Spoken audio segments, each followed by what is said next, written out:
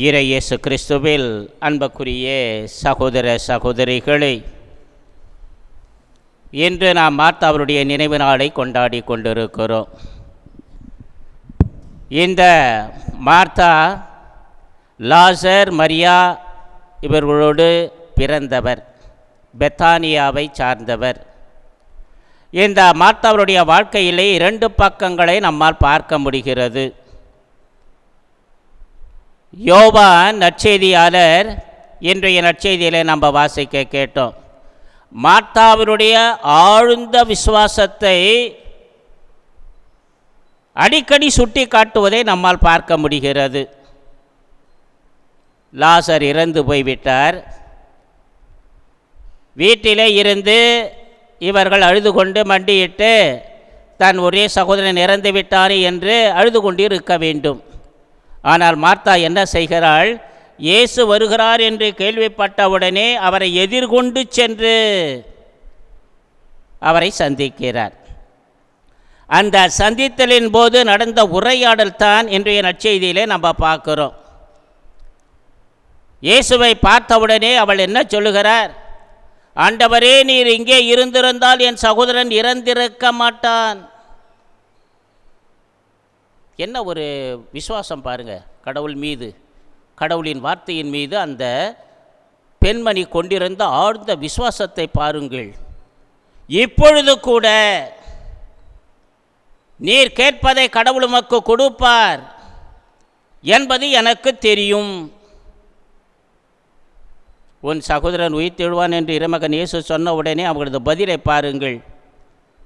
இறுதி நாளின் பொழுது அவன் உயிர்த்தெழுவான் என்பது எனக்கு தெரியும் அப்படிங்கிறான். உயிர்த்தெழுதலின் மீது அவள் கொண்டிருந்த நம்பிக்கை அங்கு வெளிப்படுகிறது. அது மட்டுமல்ல, ஆண்டவரே, நீர் மெசியா, கடவுளின் மகன், வரவிருந்தவர் என்ற ஒரு ஆழமான சிந்தனையை இந்த மார்த்தா நமக்கு கொடுக்கிறார்கள். உண்மையிலேயே இந்த பெண்மணியை நாம் பாராட்டி ஆக வேண்டும்.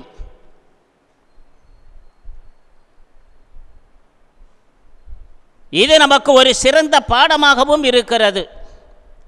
இந்த பெண்மணி கொண்டிருந்த ஆழ்ந்த நம்பிக்கை, விசுவாசமானது இன்று நம்முடைய வாழ்க்கையில் இருக்கிறதா என்று பார்க்கின்ற பொழுது விசுவாசம் இருக்குது, மேலோட்டமான விசுவாசம் இருக்குது, மேலோட்டமாக இருக்குது. இந்த பெண்மணி கொண்டிருந்த ஆழ்ந்த விசுவாசம் நம்மிடம் இல்லை.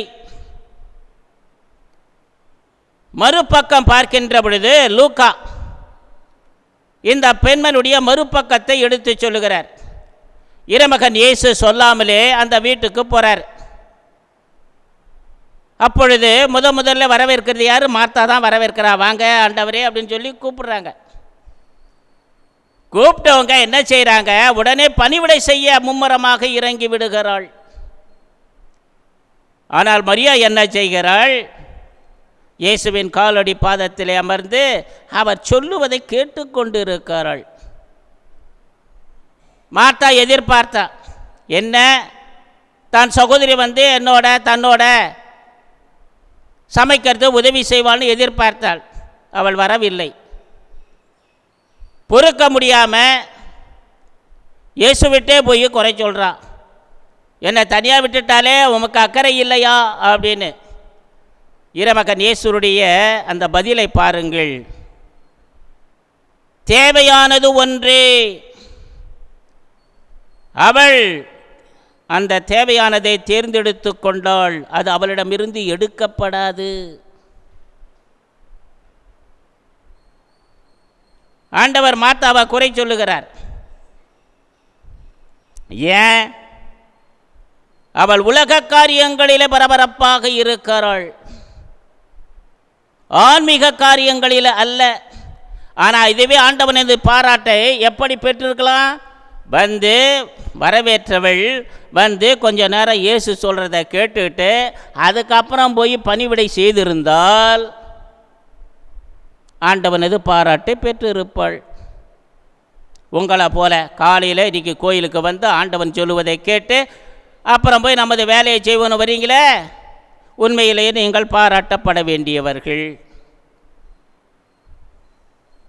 நம்மிலே பலர் என்ன செய்து கொண்டிருக்கிறார்கள்? வேலை வேலை வேலை வேலை வேலை. அதனுடைய விளைவு நாம் ஆண்டவனுடைய அருளோடு சேர்ந்த அந்த உழைப்பின் பலனை நம்மால் அனுபவிக்க முடியாது. சம்பாதிப்போம், ஆனால் குடும்பத்தில் உண்மையான சமாதானம் இருக்காது, நிம்மதி இருக்காது. எனவே அன்புக்குரியவர்களே, இது ஒரு எச்சரிக்கை. ஞானஸ்நானம் பெற்ற நம் ஒவ்வொருவருக்கும் இது ஒரு சிறந்த எச்சரிக்கையாக இருக்கிறது. உலகம் முடியும் வரை இது ஒரு எச்சரிக்கையாக இருப்பதை நம்மால் பார்க்க முடிகிறது அன்புக்குரியவர்களே. எனவே இன்னாசியார் சொல்லுகிறார், நீங்கள் எந்த செயலை செய்தாலும் அந்த செயலுக்குரிய ஆற்றலானது உங்களது உள்ளத்திலிருந்து பொங்கி வழிய வேண்டும். உள்ளத்திலிருந்து பொங்கி வழியணும். எப்போ? ஜபத்தின் வழியாக. எனவே அன்புக்குரியவர்களே, நம்முடைய உலக வாழ்வு எப்படிப்பட்டதாக இருக்கிறது? மார்த்தாவை போல இருக்கிறோமா? மரியாளை போல இருக்கிறோமா? சிந்திப்போம், செயல்படுவோம். ஆமீன்.